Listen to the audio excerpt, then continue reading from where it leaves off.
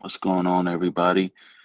I wanted to kind of go over some things that kind of help people in court cases in certain instances.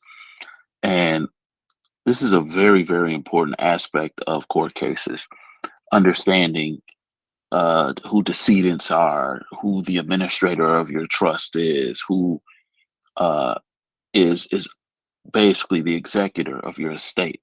Now, you hear all of this stuff, straw man this, straw man that, ends leak is this, ends leak is that.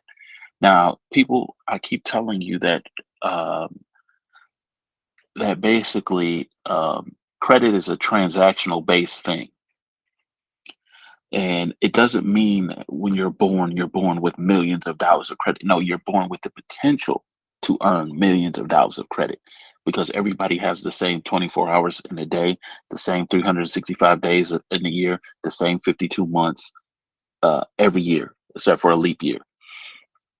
And people do not understand this. So, what a trust is, if you understand what a trust is, now you have to understand, I'm using this attorney firm stuff and I'm not promoting them. Okay. But let's go into what a trust is. Okay. So, I want y'all to understand the legal definition of a trust. Okay.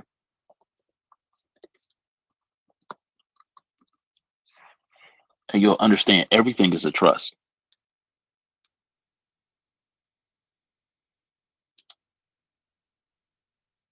So, instead of going to the horse's ass, let's go to the horse's mouth, the IRS.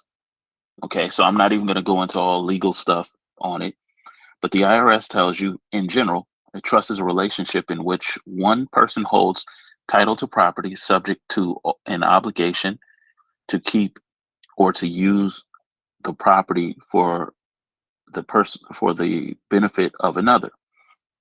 So a trust is formed under state law.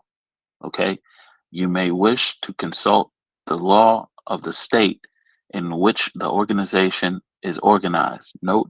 That a trust note that for a trust to qualify under 501c3, this is what the police are. The police are a charitable organization. I know they're robbing you and pillaging you, but they are considered a charitable organization.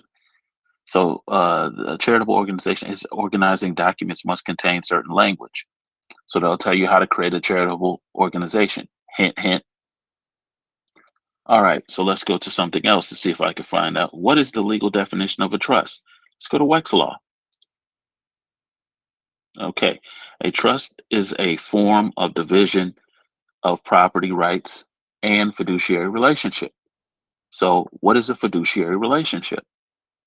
A fiduciary relationship, okay, a relationship in which one individual owes another a fiduciary duty to act in the other's interest. Certain interactions may give rise to a fiduciary relationship regardless of the party's intent. Okay, reinstatement of third agency subsection 8.01 establishes that the relationship between a principal and agent is a fiduciary relationship. So you need to understand who is the agent, who is the principal in your banking, your court cases, your credit cards, your mortgages, your car loans. Okay, so these are stuff that you need to research. Okay, and the creation of the agency relationship does not require that the parties intended to create such a relationship. So that means that it can just be it's the element of this can just happen, spontaneously, sporadically. Okay, so long as their conduct manifests such a relationship. Okay, so the relationship of a principal, you have to understand what a principal, in general, a person or a thing that is more important than others when identified for a particular purpose, more specifically in various contexts. One, someone who authorizes another to act in his or her place. Okay, so if you authorize someone to act in and of your place, I got some sauce for this. I could tell you what to do to get rid of all your debt, all your stuff, but I'm not getting into all that's on there. Okay, so this is just you're starting C agency, C fiduciary. See how deep you have to search just to get a basic context. So when people say, this is like when people say, "Oh, you have to. Why are you not giving free information? Why are you not?" Because you have to search, man. It takes a long time to do this stuff. It's not easy. If it was, everybody would know this. Okay, the basic amount of debt or investment, which excludes any interest, profits, or other additional earnings on the basic underlying amount. Someone with primary responsibility to perform an obligation. Okay, C, surety. Okay, so you have to understand what a surety is. The surety is usually the principal. Okay, this is why people tell you about ins legacies, and then they tell you about strawman. Okay, someone who assumes direct liability for another's uh, uh, obligation. Financial creditors may require the debtor to find a surety, meaning the alleged debtor. Meaning, when you get an account, when people say, "Oh, it's the ins legis and all this the trust and it's the birth certificate," they are ignorant. Okay, the account is the ins legis. The name on the account. You don't have to go for your birth certificate. You don't have to do all this because it's not needed. Okay. Anybody that understands general banking understands this should understand you don't I don't know why people are telling you to bring out your birth certificate. I understand the significance. You don't need to do a DBA. You don't need to do a power of attorney. You just need to understand. Okay. Who signs the loan agreement? So the surety is the person that signs the loan agreement along with the debtor. Okay. So let me say that again. So that means that they're the co-signer. So when you sign, your so-called ins legis creates an account. Okay. It's not because of your birth certificate. It's the ins legis name of the account. That's why they usually put the account in all capital letters because it becomes part of your estate. The account becomes, for them to administer the account, you have to be a decedent. You can't be alive. Okay. If you're alive, nobody can administer your account. Okay. So, although similar to a guarantor, see, a guarantor, a financial surety's liability arises as soon as the agreement is closed. So let's look up what a guarantor is. See, this is how you got to keep going in further and further and further. Someone who promises to fulfill another party's obligation if the other party fails to perform. So when you set up an account, right, you're in the name on the account is not you. It's the name that the account is made in. When you try to act as you are the account, that shows incompetency and allows someone to act in lieu of you because you're not competent over your affairs. That's why this is not for everybody. You see what I'm saying? This is only for people who study. When you study, you'll get all of this. So that's why people say, "You're not the name, you're not the name," but they don't understand. No, duh. I'm not the court case. If somebody calls a court case, I'm not the court case, but I'm here to settle that court case. Oh, you're not him, you're not him. I go by that name, but you're trying to make me surety for this court case. So I'm not going to, I'll accept all your charges. But see, when you're in a court case, you're not even supposed to be arguing. You're supposed to be there settling. Creditors don't argue, they settle. Someone who promises to fulfill another's obligation, a party's obligation. So when you get a loan, okay, the you're agreeing to indemnify the lender, right? So just by you agreeing to indemnify the lender,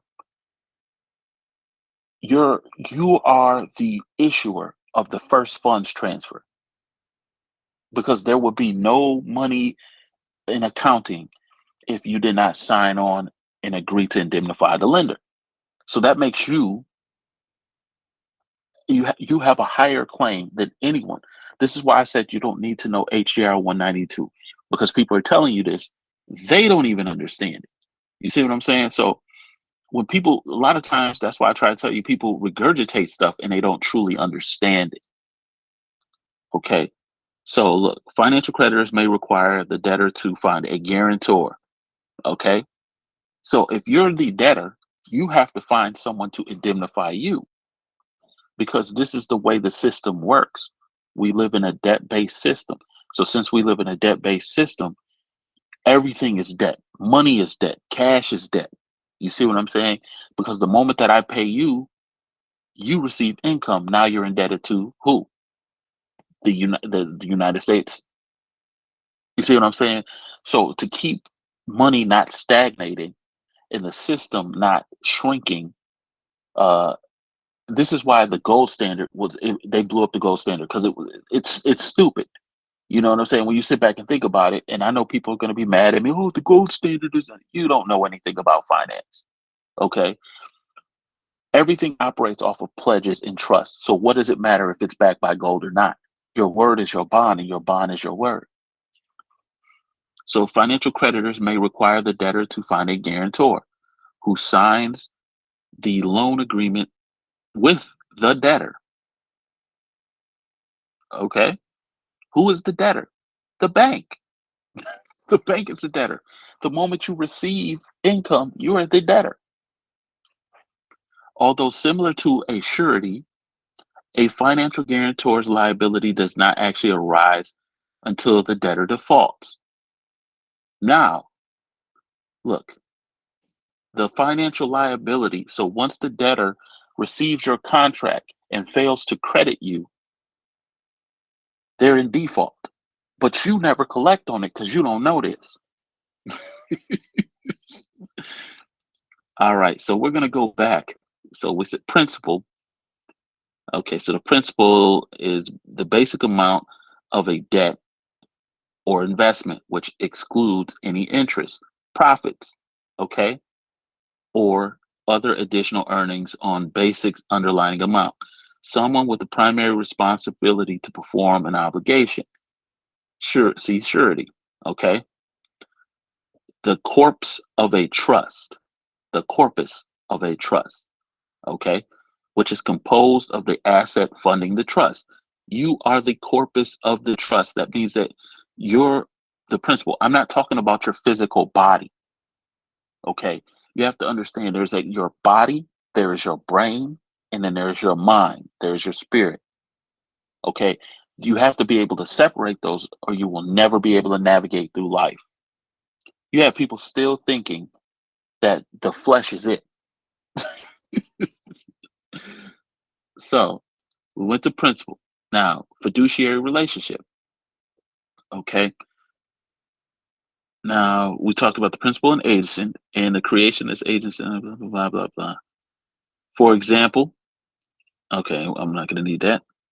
For example, Blue Ventures Inc. versus Minafra, something I'm butchering that.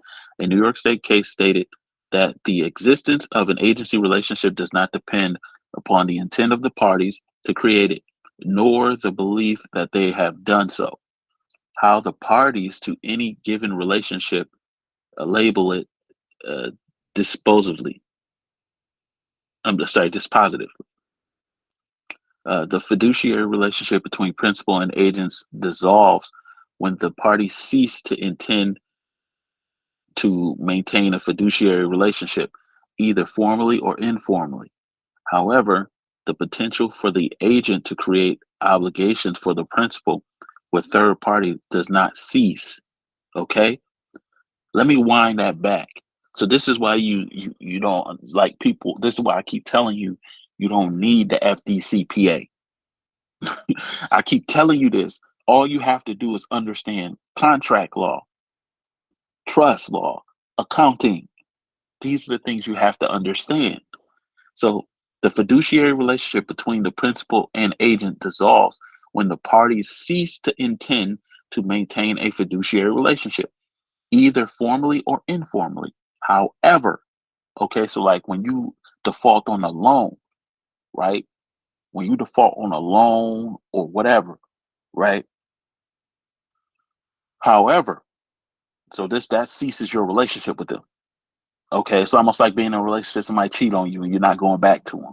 But they got a child with you, which is the promissory note.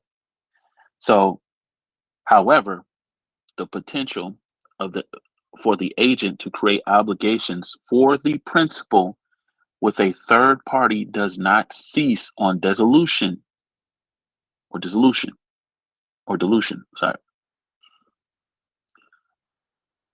as dissolution only causes actual authority to cease. The agent may no longer create obligations for the principal with third parties once the relationship terminates, which causes apparent authority to cease. Okay? So if you are in a loan contract, right, and the third party does not cease on dissolution, like when you're dealing with most of these loans, let me go back to this, okay? So it's basically saying that a third party can actually transfer your interest. All right, so now we're going to go over here, and you can stop all of this. You can stop all of this. So look, so a trust can remain open for 21 years after death. Okay, anyone living at the time of the trust is created, but most trusts end when the trustor dies, and the assets are distributed immediately. If the beneficiary is a minor, this is why you have to understand all of this stuff, like learning how to discharge debt, learning how to settle debt, learning how to beat court cases. All of this has to do with maintaining your estate. This is why it's so important. Because if you don't learn, if you just like, oh, I just want to pay my water bill, I just want to pay my phone bill, that's all you'll learn. But you won't learn how to actually get paid off your water bill. You won't learn how to get paid off your phone bill. You won't learn how to get paid off your credit card. You're just going to learn how to, oh, I just want to settle it. And that's how most people think. They don't want it. They don't want to understand the system. You really want to get deep into this, because if you do, you can have a nice run with it. Okay, so a beneficiary is a minor. Okay, then the trust, if the beneficiary is a minor, then the trust must dictate that they not receive their inheritance until they've reached a certain age. If the beneficiary is an incompetent person, meaning they have no knowledge of law, banking, taxation, administration of, accounting, any of that, then they're considered as an incompetent person. Then they might receive funds from the trust until they die. Okay? So, does the executor have to show accounting to beneficiaries? This is why y'all going to court, and then y'all trying to administer my estate. You got to show me accounting. And this is why the judges, the prosecutors, they don't show you accounting. I've tried all this. I'm telling you, all these people on the internet tell you this works. It don't. You have to know how to do it for it to work. Okay. Does an executor have to show the accounting to the beneficiaries? In general, an executor will not be required to show accounting to the beneficiaries. However, if the trust requires the executor provide yearly accounting to them, they must do so. So what they're saying by yearly accounting, they're talking about if you require them to fill out tax information. Yes. Prior to the termination of the trust, the executor will have to give the beneficiaries a final accounting to show where the assets went. See what I'm saying? So that's why when you get into a court case, they don't have the accounting. They're trying to administer the court case. So once you settle the court case, then you can ask them for the accounting and fill out the taxes. You could do it before or after. Okay. Is it difficult to contest the trust? It is very difficult to contest the trust, but it can be done by showing that the person who made the trust was incompetent to make the trust, or was forced or coerced, see, by someone to make the trust. Hint, hint. Court cases, car loans, hint, hint. Can a non-beneficiary contest a trust? A person is not named in a trust has no standing to contest that trust. Well, if I have a car loan and they put it, and they have it, the trust tries to bring a claim against me. If I don't have no capacity to sue them, then they don't have any capacity to sue me. which means the non-beneficiary would not be able to contest the trust. But you have to claim yourself as a beneficiary to the trust. If they have your note, they have your proceeds, and they're suing on behest of you or against you, that means that you're a named beneficiary. A trust can be contested up until it is settled or terminated. So this is why I tell you, before you get into court, try to settle the case. Okay. Does does a will override a trust? A will never overrides a trust, because a will and a trust are two separate things. A will details with property that is still owned by the deceased person, while the property that the trust owns does not go through probate and is not subject to a will. How long does the executor of the will have to settle an estate? Okay, in certain states it'll be different, so I'm not going to go. This is just South Carolina. So South Carolina executor has 10 years from the date of death to file a will and go for probate. So this is why people, this whole system that people talk about, where they're talking about the Strawman, the ends league is. This is why I try to tell you guys to stay clear away from people who have a victim mentality. Because if you died today, right, and I'm not wishing this on anybody, I'm just using this as an analogy. If you died today, where would all your stuff go? This is why they set it up to where you have the so-called straw man or the so-called ins leaguers. Even though we try to fight it and fight for our privacy, sometimes we're fighting the wrong fight. You know what I'm saying? So this, you're not a victim. It's not evil, but people will propagate this to be evil to make money off your ignorance.